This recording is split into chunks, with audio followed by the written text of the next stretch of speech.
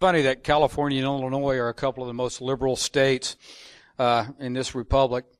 No, the federal government has no constitutional authority and actually no moral authority to bail out someone, a state that is as reckless as that.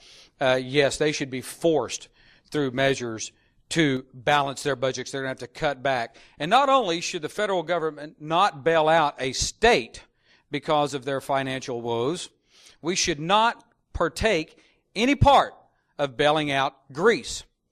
And I want to thank our representative Dan Boren, and every one of y'all can too, for taking about $108 billion of our money and giving it to the International Monetary Fund about 9 months ago. And guess what? The IMF funding is going to bailing out Greece. Ladies and gentlemen, we have had enough of our money going to irresponsible states, irresponsible leadership in those states, and the nanny states of Europe and the socialist nanny states. That is what we are witnessing today, is the death of socialism in those countries. It will not work. Thank you.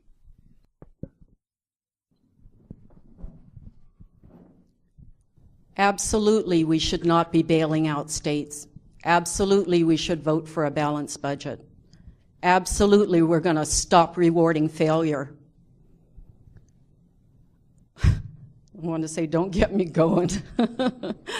But I just, you know what they say, these states that are in trouble, we shouldn't be giving them our tax money to help bail them out. We absolutely should not. And what is happening with the states like California and these other liberal states that are just bankrupt, there's going to come a time where it's not going to help them anymore. We're not going to help them. They're going to have to suffer through it. And the people that want to live in those states and not vote by walking away, the ones that are staying there, need to pull themselves up by the bootstraps and get good people in there that can start getting them out of the ditch that they've dug for themselves. And the same thing goes for every state in America.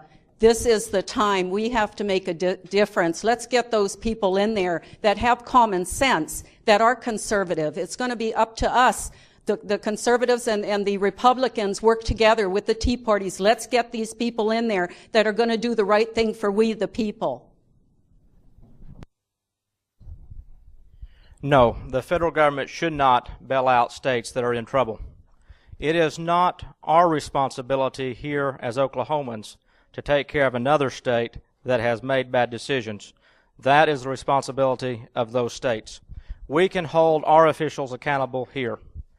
With that said, our federal government should lead by example and should have a balanced budget of its own. You mentioned Greece. Greece has a debt that's 124% of its GDP. Here in America, we are expected to hit 100% of our debt rate of our GDP by 2021. Greece is the canary in the coal mine, if only we are listening.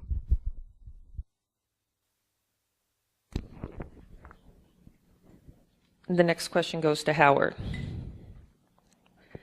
Arizona has recently passed a controversial anti-illegal immigration law. What do you think the primary causes of illegal immigration are, and how would you propose to stop it? The primary cause of illegal immigration, I'm going to the exact wording of it here, is because we aren't stopping it at the border. Yes, grass is greener on the other side of the fence. But to control illegal immigration, there's 5 things you have to do. And then the first 3 are secure our border, secure our border, secure our border, and then you must start making sure that the laws that are in place are enforced at local, state, and federal level. And yes, I did read SB 1070, the Arizona bill.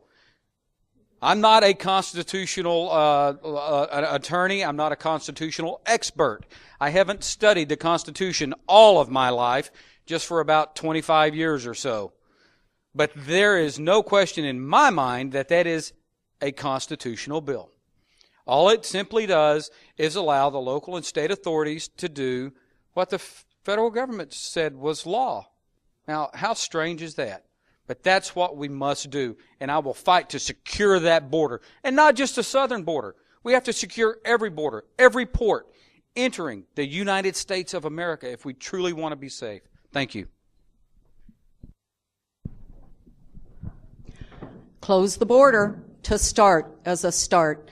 My husband, has been in law enforcement all of his life as a undersheriff most recently, and having retired from the police force in Hawaii. What we've been seeing on the TV just sends him into a rage. He says, how dare the president and the critics of this bill, how dare they think that treat the policemen like they don't have the brains, to understand and enforce this law the way that it's written in there. It's like with coming from the president and coming from his administration, even Janet Napolitano, they don't want the laws forced. Do you get that idea? They like this chaos. And so all of the opposition coming from them, we just have to be louder, and more states have to join in, like Arizona, and said, you guys are not doing your job, we're going to enforce it. And the good thing is, most everybody in America agrees with that, and more states are coming on board to do a similar law like Arizona. And we just need to keep on having our voice heard out there and tell this government that we're not going to do that. They need to enforce the law. ICE needs to do their job, pick up these people, get them deported. And I'll tell you what, you get me and people like me into Congress, and I'm going to make sure that these kind of things. The primary cause of illegal immigration is this. Our federal government has been lax in securing our border, thus allowing illegal immigrants to come into our country. And secondly is our social and welfare programs provide for them. Can you blame someone for wanting to come from a third world country into this great country and to be provided for at really no cost to them? No, you can't blame them, but that doesn't make it right. We need to close our borders. We need to reform our welfare and social programs so that we take care of our own and not those coming here illegally. In Article 1, Section 8 and Article 4, Section 4 of the United States Constitution, the federal government is clearly charged with repelling invasions.